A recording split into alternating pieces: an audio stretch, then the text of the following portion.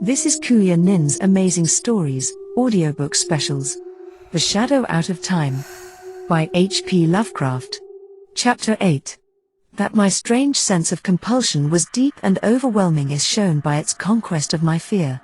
No rational motive could have drawn me on after that hideous suspicion of prints and the creeping dream memories it excited.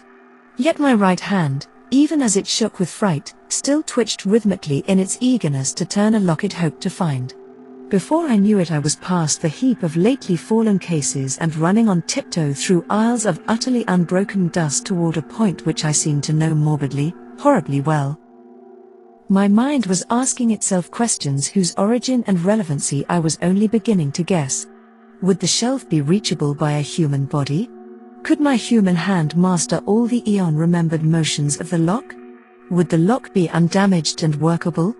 And what would I do? What dare I do with what, as I now commenced to realize, I both hoped and feared to find? Would it prove the awesome, brain-shattering truth of something past normal conception, or show only that I was dreaming? The next I knew, I had ceased my tiptoed racing and was standing still, staring at a row of maddeningly familiar hieroglyphed shelves. They were in a state of almost perfect preservation, and only 3 of the doors in this vicinity had sprung open. My feelings toward these shelves cannot be described, so utter and insistent was the sense of old acquaintance. I was looking high up at a row near the top and wholly out of my reach, and wondering how I could climb to best advantage. An open door 4 rows from the bottom would help, and the locks of the closed doors formed possible holds for hands and feet. I would grip the torch between my teeth, as I had in other places where both hands were needed. Above all, I must make no noise. How to get down what I wished to remove would be difficult, but I could probably hook its movable fastener in my coat collar and carry it like a knapsack. Again I wondered whether the lock would be undamaged. That I could repeat each familiar motion I had not the least doubt. But I hoped the thing would not scrape or creak, and that my hand could work it properly. Even as I thought these things, I had taken the torch in my mouth and begun to climb. The projecting locks were poor supports, but, as I had expected, the open shelf helped greatly. I used both the swinging door and the edge of the aperture itself in my ascent, and managed to avoid any loud creaking. Balanced on the upper edge of the door, and leaning far to my right, I could just reach the lock I sought.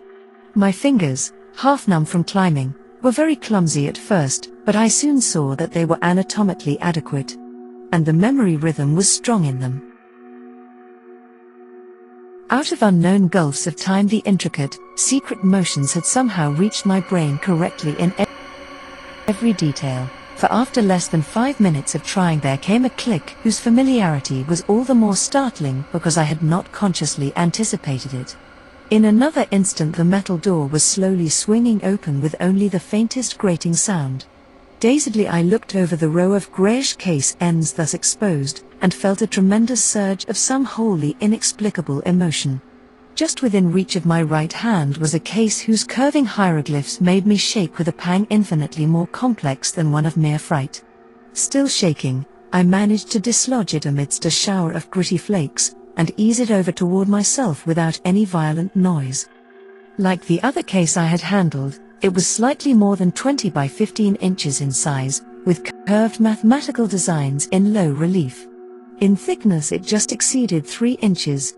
Crudely wedging it between myself and the surface I was climbing, I fumbled with the fastener and finally got the hook free. Lifting the cover, I shifted the heavy object to my back, and let the hook catch hold of my collar. Hands now free, I awkwardly clambered down to the dusty floor, and prepared to inspect my prize. Kneeling in the gritty dust, I swung the case around and rested it in front of me. My hands shook, and I dreaded to draw out the book within almost as much as I longed, and felt compelled to do so. It had very gradually become clear to me what I ought to find, and this realization nearly paralyzed my faculties. If the thing were there, and if I were not dreaming, the implications would be quite beyond the power of the human spirit to bear. What tormented me most was my momentary inability to feel that my surroundings were a dream. The sense of reality was hideous, and again becomes so as I recall the scene. At length I tremblingly pulled the book from its container and stared fascinatedly at the well-known hieroglyphs on the cover. It seemed to be in prime condition, and the curvilinear letters of the title held me in almost as hypnotized a state as if I could read them. Indeed, I cannot swear that I did not actually read them in some transient and terrible access of abnormal memory. I do not know how long it was before I dared to lift that thin metal cover. I temporized and made excuses to myself. I took the torch from my mouth and shut it off to save the battery. Then, in the dark, I collected my courage, finally lifting the cover without turning on the light. Last of all, I did indeed flash the torch upon the exposed page, steeling myself in advance to suppress any sound no matter what I should find. I looked for an instant, then collapsed. Clenching my teeth, however, I kept silent. I sank wholly to the floor and put a hand to my forehead amidst the engulfing blackness. What I dreaded and expected was there. Either I was dreaming, or time and space had become a mockery. I must be dreaming, but I would test the horror by carrying this thing back and showing it to my son if it were indeed a reality. My head swam frightfully, even though there were no visible objects in the unbroken gloom to swirl about me. Ideas and images of the starkest terror, excited by vistas which my glimpse had opened up, began to throng in upon me and cloud my senses. I thought of those possible prints in the dust, and trembled at the sound of my own breathing as I did so. Once again I flashed on the light and looked at the page as a serpent's victim may look at his destroyer's eyes and fangs. Then, with clumsy fingers, in the dark, I closed the book, put it in its container, and snapped the lid and the curious, hooked fastener. This was what I must carry back to the outer world if it truly existed, if the whole abyss truly existed, if I, and the world itself, truly existed. Just when I tottered to my feet and commenced my return, I cannot be certain. It comes to me oddly, as a measure of my sense of separation from the normal world, that I did not even once look at my watch during those hideous hours underground. Torch in hand, and with the ominous case under one arm, I eventually found myself tiptoeing in a kind of silent panic past the draft, giving abyss and those lurking suggestions of prints. I lessened my precautions as I climbed up the endless inclines, but could not shake off a shadow of apprehension which I had not felt on the downward journey. I dreaded having to repass through the black basalt crypt that was older than the city itself, where cold draughts welled up from unguarded depths. I thought of that which the great race had feared, and of what might still be lurking, yet ever so weak and dying, down there. I thought of those 5 circle prints and of what my dreams had told me of such prints, and of strange winds and whistling noises associated with them. And I thought of the tales of the modern blackfellows, wherein the horror of great winds and nameless subterranean ruins was dwelt upon. I knew from a carven wall symbol the right floor to enter, and came at last, after passing that other book I had examined, to the great circular space with the branching archways. On my right, and at once recognizable, was the arch through which I had arrived. This I now entered, conscious that the rest of my course would be harder because of the tumbled state of the masonry outside the archive building. My new metal-eased burden weighed upon me, and I found it harder and harder to be quiet as I stumbled among debris and fragments of every sort. Then I came to the ceiling-high mound of debris through which I had wrenched a scanty passage.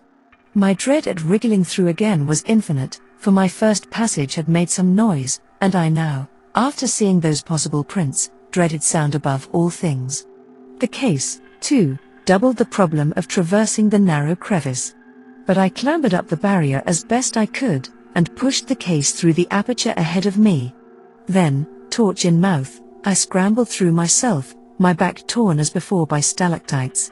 As I tried to grasp the case again, it fell some distance ahead of me down the slope of the debris, making a disturbing clatter and arousing echoes which sent me into a cold perspiration. I lunged for it at once, and regained it without further noise, but a moment afterward the slipping of blocks under my feet raised a sudden and unprecedented din. The din was my undoing. For, falsely or not, I thought I heard it answered in a terrible way from spaces far behind me. I thought I heard a shrill, whistling sound, like nothing else on earth, and beyond any adequate verbal description. If so, what followed has a grim irony, since, Save for the panic of this thing, the second thing might never have happened.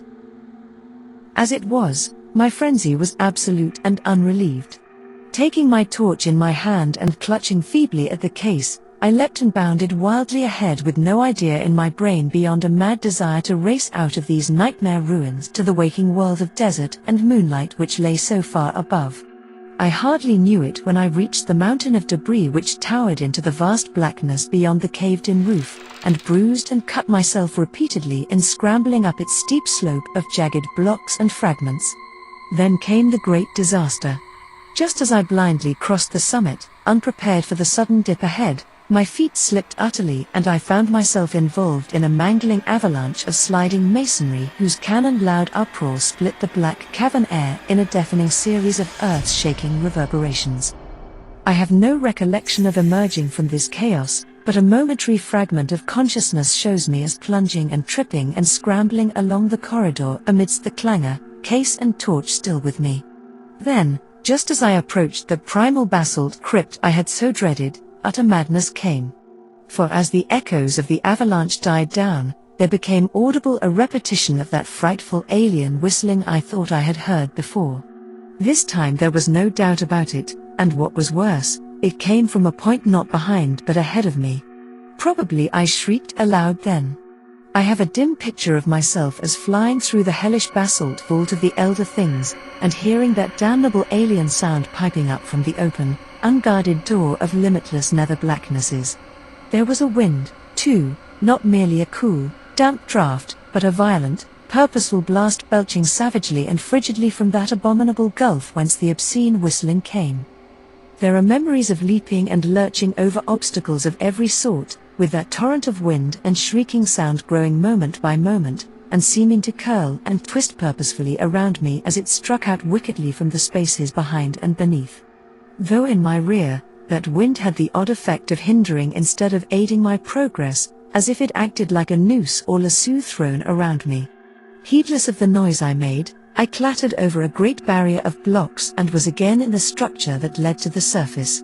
I recall glimpsing the archway to the room of machines and almost crying out as I saw the incline leading down to where one of those blasphemous trapdoors must be yawning 2 levels below. But instead of crying out, I muttered over and over to myself that this was all a dream from which I must soon awake. Perhaps I was in camp, perhaps I was at home in Arkham. As these hopes bolstered up my sanity, I began to mount the incline to the higher level. I knew, of course, that I had the 4-foot cleft to recross, yet was too racked by other fears to realize the full horror until I came almost upon it.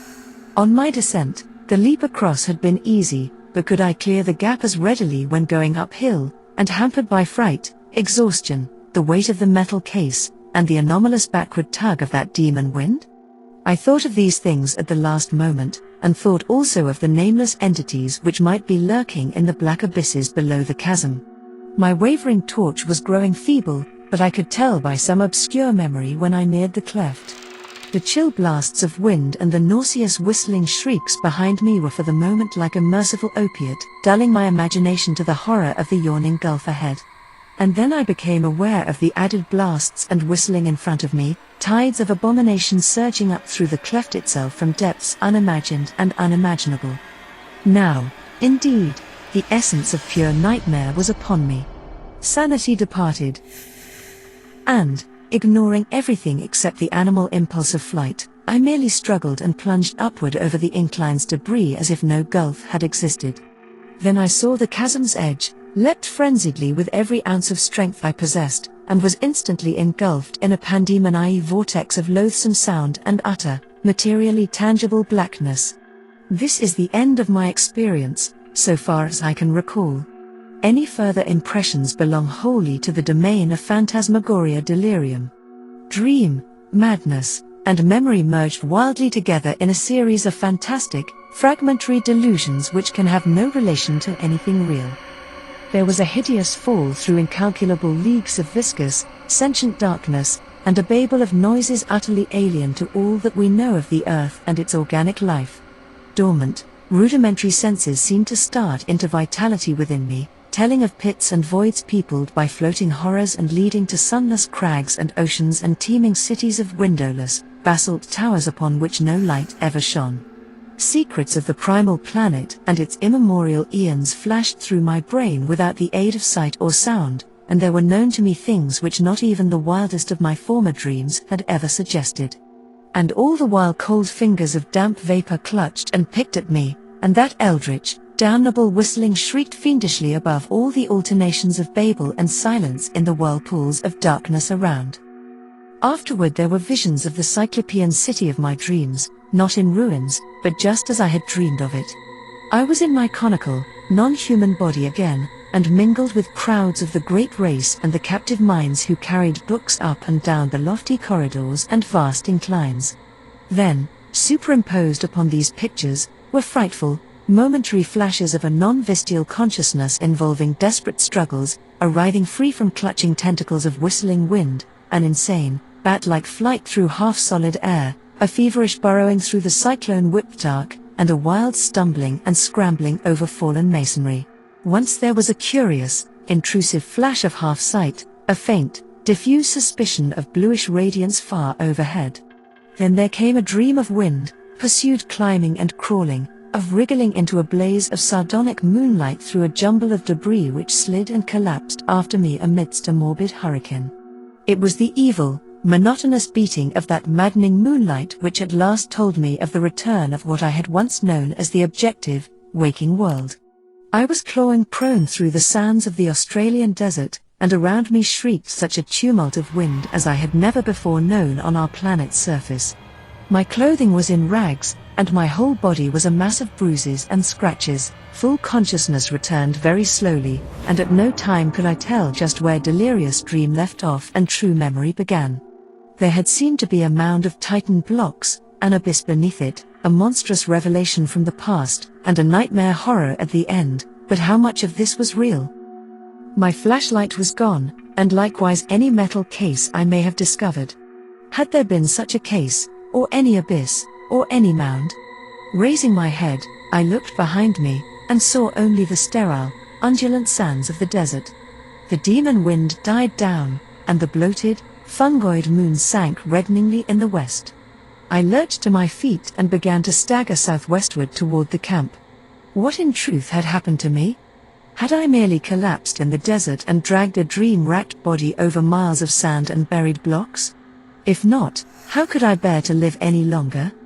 For, in this new doubt, all my faith in the myth-born unreality of my visions dissolved once more into the hellish older doubting. If that abyss was real, then the great race was real, and its blasphemous reachings and seizures in the cosmos-wide vortex of time were no myths or nightmares, but a terrible, soul-shattering actuality. Had I, in full, hideous fact, been drawn back to a pre-human world of 150 million years ago in those dark, baffling days of the amnesia? Had my present body been the vehicle of a frightful alien consciousness from Paleogean gulfs of time? Had I, as the captive mind of those shambling horrors, indeed known that accursed city of stone in its primordial heyday, and wriggled down those familiar corridors in the loathsome shape of my captor? Were those tormenting dreams of more than 20 years the offspring of stark, monstrous memories? Had I once veritably talked with minds from reachless corners of time and space, learned the universe's secrets, past and to come, and written the annals of my own world for the metal cases of those Titan archives? And were those others, those shocking elder things of the mad winds and demon pipings, in truth a lingering, lurking menace, waiting and slowly weakening in black abysses while varied shapes of life drag out their multi-millennial courses on the planet's age-racked surface? I do not know. If that abyss and what I held were real, there is no hope. Then, all too truly, there lies upon this world of man a mocking and incredible shadow out of time. But, mercifully, there is no proof that these things are other than fresh phases of my myth-born dreams. I did not bring back the metal case that would have been a proof, and so far those subterranean corridors have not been found. If the laws of the universe are kind, they will never be found. But I must tell my son what I saw or thought I saw, and let him use his judgment as a psychologist in gauging the reality of my experience, and communicating this account to others. I have said that the awful truth behind my tortured years of dreaming hinges absolutely upon the actuality of what I thought I saw in those cyclopean, buried ruins. It has been hard for me, literally, to set down that crucial revelation, though no reader can have failed to guess it.